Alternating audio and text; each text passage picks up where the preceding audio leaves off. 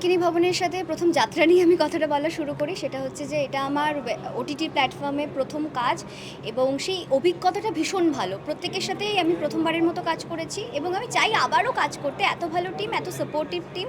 এই টিমটা না থাকলে হয়তো আমি এত ভালোভাবে কাজটা করতে পারতাম না। আর রঙ্কিনী ভবন থ্রিলার, কিন্তু আমি প্রথম থেকেই বলে আসছি সেটা মাইথোলজিক্যাল থ্রিলার না সাইকোলজিক্যাল থ্রিলার, সেটা সম্পূর্ণভাবে দর্শকদের ওপর, যে মানুষ যেভাবে দেখবে এটা এক একজনের পার্সপেক্টিভের ওপর ডিপেন্ড করছে। আর আমার চরিত্রের নাম যুথিকা, জুই। আর ভালোবেসে ডাকে, ভালোবাসার নামটা সবাই ডাকে না, খুব স্পেশাল স্পেশাল পার্সনেরাই ডাকে।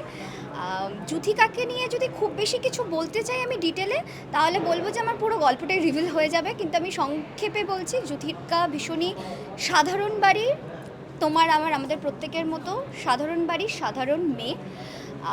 কোনোভাবেই সে ডিটেকটিভ বা কোনো কিচ্ছু নয়।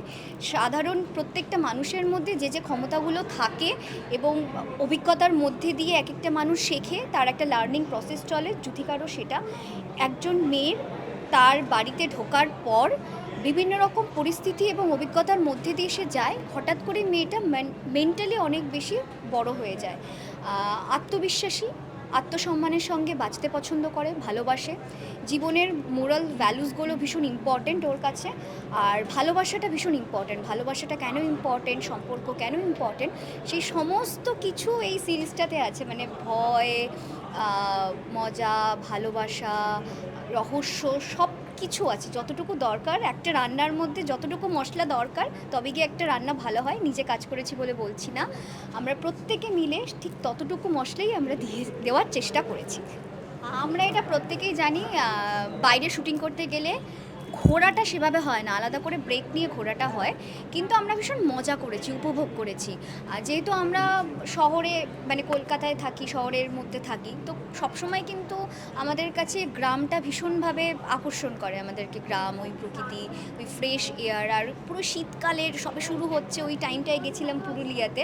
তো ভীষণ ভালো অভিজ্ঞতা, ভীষণ ভালোভাবে মজা করে কাজটা করেছি। খুব একটা বেশি ঘোরা হয়নি। আর লোকেশন এমন ছিল, অপূর্ব লোকেশন ছিল, তো সেইগুলোকে এক্সপ্লোর করেছি। দর্শকদের একটা কথাই বলবো, 25 ডিসেম্বর রিলিজ করবে রঙ্কিনী ভবন বাংলা জি5-এ। আপনারা অ্যাপটা ডাউনলোড করে সাবস্ক্রিপশন নিন আর দেখুন, আর অবশ্যই জানান যে রঙ্কিনী ভবন আপনাদের ঠিক কেমন লাগলো। প্রত্যেকটা কাজে আমি অনেক ভালোবাসা পেয়েছি, অনেক সাপোর্ট পেয়েছি আপনাদের প্রত্যেকের থেকে।